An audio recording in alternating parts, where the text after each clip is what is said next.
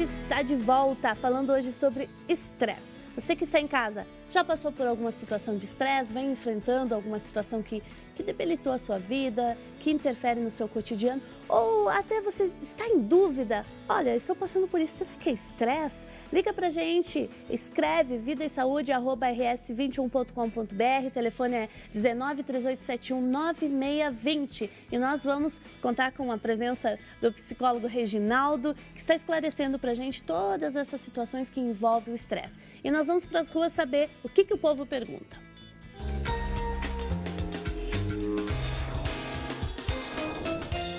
Olha só, eu encontrei o Jean, que é estudante de publicidade e quer fazer uma pergunta.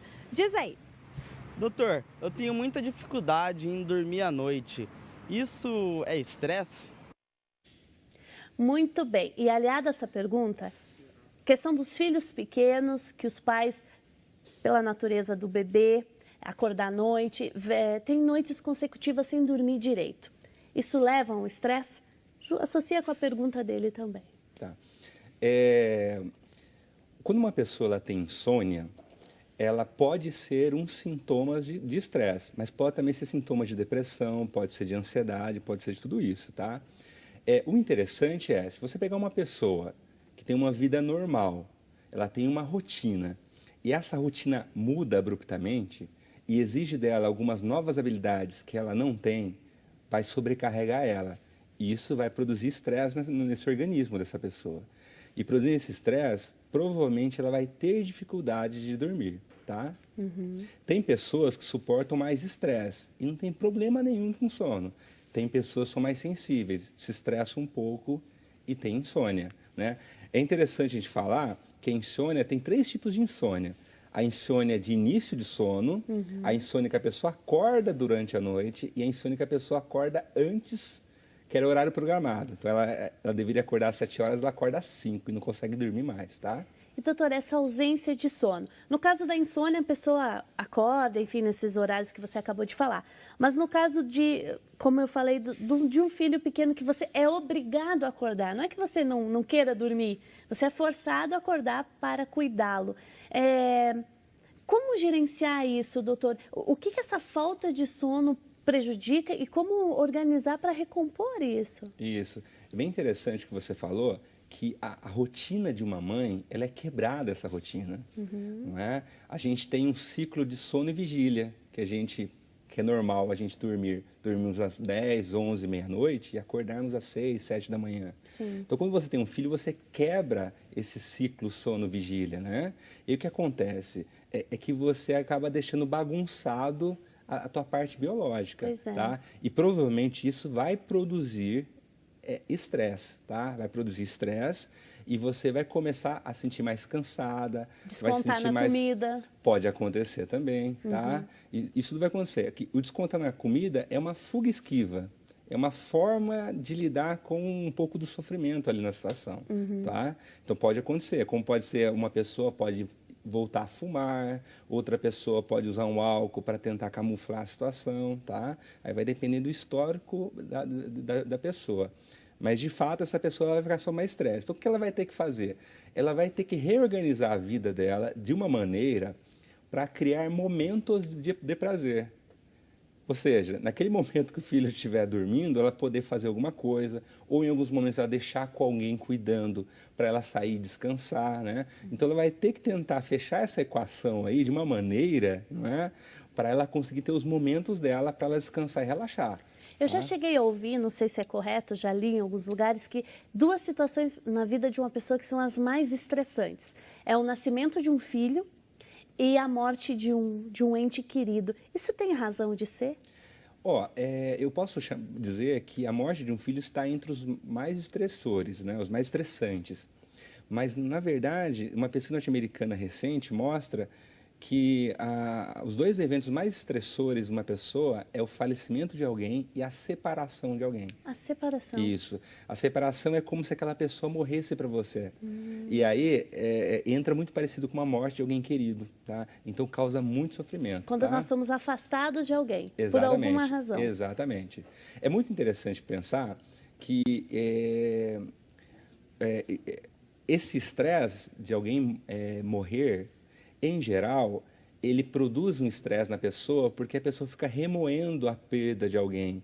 Então, esse constantemente acontecendo, cronicamente, né, é que vai produzir estresse na pessoa. Tá Ela certo? fica lá dentro toda hora sentindo aquilo. Isso, porque é importante pensar, o estresse é sempre um processo que vai acontecendo constantemente e leve. Só que essa somatória durante a semana, durante os meses e os anos, faz a pessoa adoecer. Olha, interessante, a Rosângela de Iguaraci, Pernambuco, muito obrigada pelo seu e-mail. Ela pergunta qual o médico que devemos procurar para tratar o estresse e qual é o sintoma para identificar o estresse elevado já que ele vai devagarinho, como ele se revela muito elevado? Tá. Um bom clínico geral, ele pode fazer uma avaliação para saber se a pessoa está em estresse, tá? Um bom psicólogo, um psiquiatra, um neurologista pode também fazer essa avaliação e dizer se a pessoa está em estresse. Quando a pessoa está na fase de exaustão, a pessoa ela fica desmotivada para a vida perde um pouquinho o colorido, lembra muito um pouco a depressão. Tudo que a pessoa faz, ela fica desanimada de fazer, ela tenta arrumar uma forma para fugir, para ficar sempre isolada, sozinha, solitária. Essa pessoa, em geral, ela não gosta de se envolver muito com as pessoas, tá? Então vai dando alguns sinais, vai se isolando mais. Então são alguns sinais claros de que ela está entrando na fase de exaustão, tá? E o povo pergunta também sobre essa questão. Vamos ver?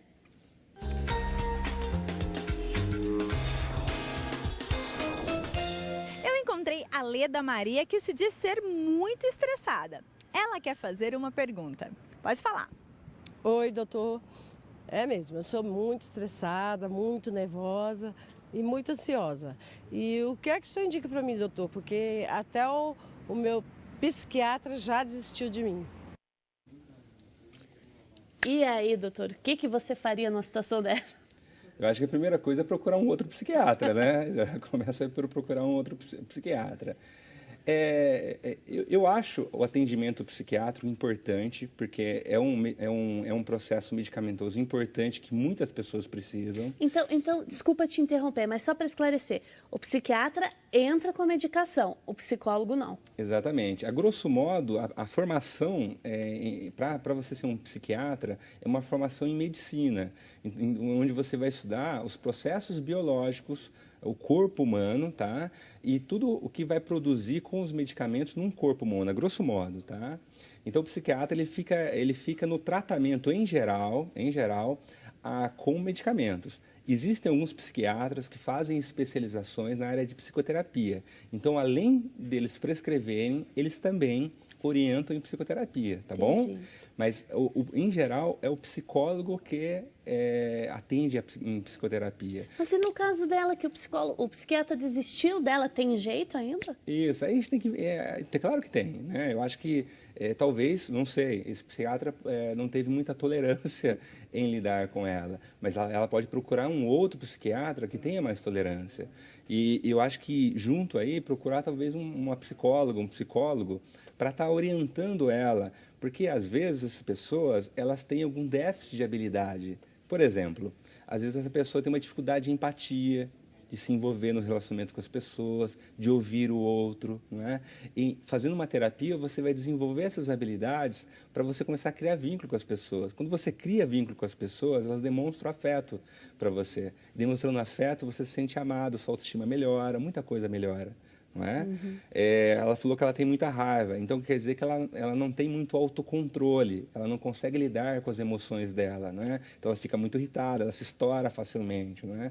Então vai ter que investigar um pouquinho o histórico dela, investigar essa história de vida dela para saber por que ela desenvolveu esse padrão de comportamento. Então, ela começando a entender um pouquinho, uma próxima etapa é também ensinar algumas habilidades para suprimir ou diminuir esse repertório agressivo dela, tá? No fundo, vai aí uma dica que eu acho importante sua, é do autoconhecimento. Porque muito embora psicólogo, psiquiatra vai orientar, e é importante, o autoconhecer-se também é fundamental. Muito importante. E quando você passa pelo processo de autoconhecimento, Simone, naturalmente você começa a conhecer os outros também. É muito interessante. Você começa a entender, eu fazia desse jeito que o outro está fazendo, eu era assim. Você começa a entender um pouco mais as pessoas também, não é? E julgar menos. Sim, você julga menos, exatamente, né? Eu acho que quando você passa por um processo de sofrimento, uma das coisas que tem que ficar muito clara é a humildade, né? Porque se você sofreu muito, e se você vê uma pessoa sofrendo, você tem empatia se colocar no lugar da outra pessoa e você julga menos aquela pessoa, porque você sabe o que ela passou, né? Passou na própria pele, então Exatamente. sabe. A gente recebeu uma questão, não vou falar o nome da pessoa por delicadeza também, mas ela está enfrentando uma situação que o marido é alcoólatra. E ela disse que não aguenta mais. Enfim, deve ter visto muita coisa. E passado por muita situação. Como lidar com a questão do alcoolismo com alguém da nossa família que usa álcool e que nível de estresse isso gera? Legal. Acho que o primeiro ponto, Simone, é ter clareza que um alcoolista, ele é uma pessoa que está doente. Né? Ele é um doente. Então, você tem que começar a observar que ele é doente. E como uma pessoa doente, muitos comportamentos dele vão sair de uma questão da consciência dele, tá? Por exemplo, quando ele beber, não dá para conversar com ele está em estado alterado de consciência. Você tem que esperar passar esse estado alterado de consciência para abrir um espaço para conversar com ele, tá? Mas quando ele bebe, ele está adoecido, tá? Então, provavelmente o fato de ele estar adoecido, ele está perdido no mundo. E como ele está perdido no mundo, ele acaba dando trabalho para ela que cansa muito ela.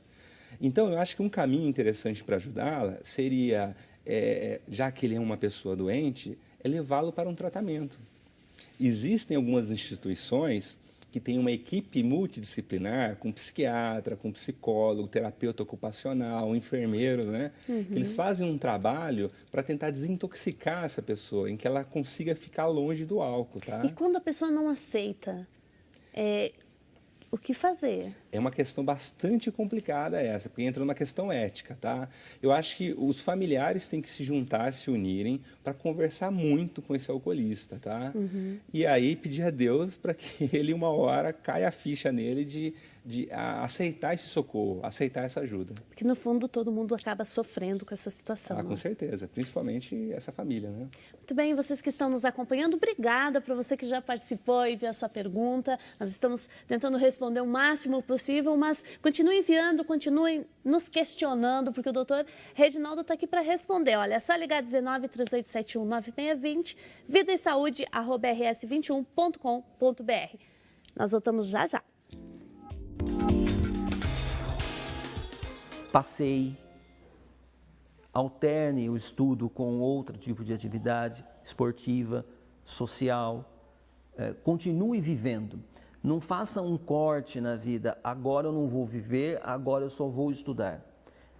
Essas posturas radicais levam a condições psicopatológicas e isso não é positivo. Então administre a vida para que todas as áreas da vida estejam correndo uma ao lado da outra.